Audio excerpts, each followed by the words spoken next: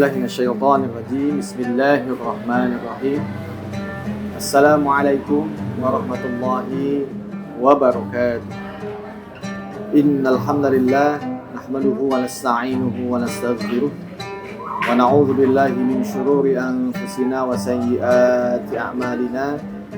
Man yahdihillahu fala mudilla lahu wa man yudlilhu fala hadiya lahu. Ashhadu an la ilaha illallah wahdahu la syarika lah wa ashhadu anna Muhammadan abduhu wa rasuluh la nabiyya wa la rasula ba'dah. Allahumma fassalli wa sallim ala sayyidina Muhammad wa ala ali Muhammad wa sallaita ala Ibrahim wa ala ali Ibrahim fil alamin innaka Hamidum Majid. Allahumma barik ala Muhammad wa ala ali Muhammad kama barakta ala Ibrahim wa ala ali Ibrahim fil alamin innaka Hamidum Majid. Wa qala Allah ta'ala fi kitabihil karim, a'udzu billahi minasy syaithanir rajim. Bismillahirrahmanirrahim. Ya ayyuhalladzina amanu kutiba alaikumus shiyam kama kutiba 'alal ladzina min qablikum la'allakum tattaqun. Amma ba'd. Ma'asyiral muslimin wal muslimat rahimakumullah. Alhamdulillah, bila kita awali dengan senantiasa manjatkan segala puja dan puji syukur kehadirat Allah Subhanahu wa taala.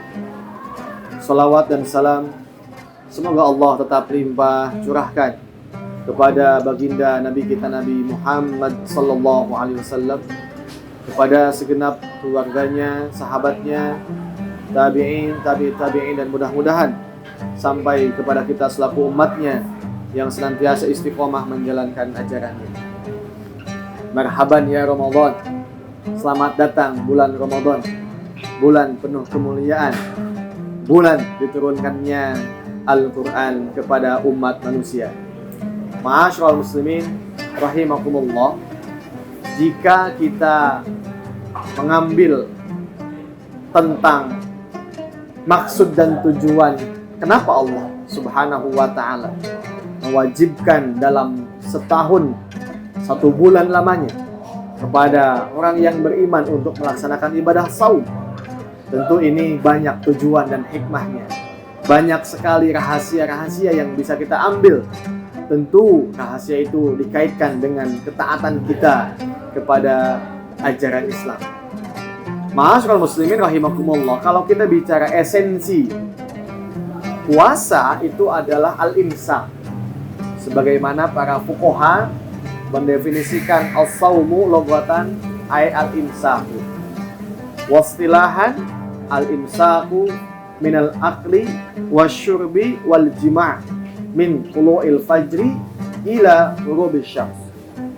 Jadi esensi puasa itu adalah menahan makan, menahan minum, dan menahan hubungan badan antara suami dan istrinya sejak terbit fajar sampai dengan terbenamnya matahari.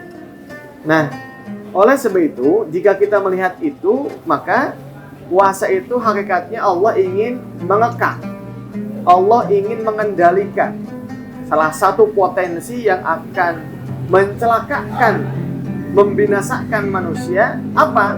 Itulah hawa nafsu. Jadi hawa nafsu itu jika kita ibaratkan ya seperti mobil itu, di mobil itu ada gas, ada remnya. Nah, hawa nafsu itu adalah gasnya, sedangkan rem itu adalah puasanya. Maka satu sisi gas itu akan manfaat ketika kita ingin melaju dengan cepat menuju satu tujuan. Namun di sisi lain jika ada ancaman, ada bahaya, maka kita harus menahan dengan rem itu.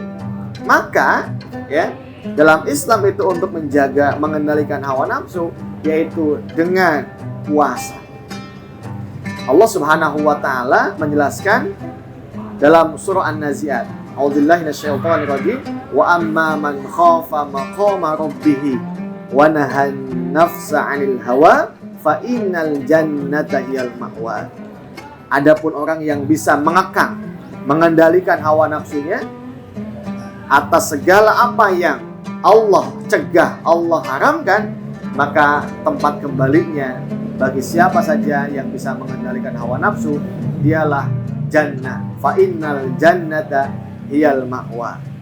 Nah, ikhwan fiddin, kaum muslimin rahimakumullah, dengan demikian maka potensi ancaman yang patut kita waspadai dari hawa nafsu adalah manusia selalu ingin melakukan apa yang dia inginkan.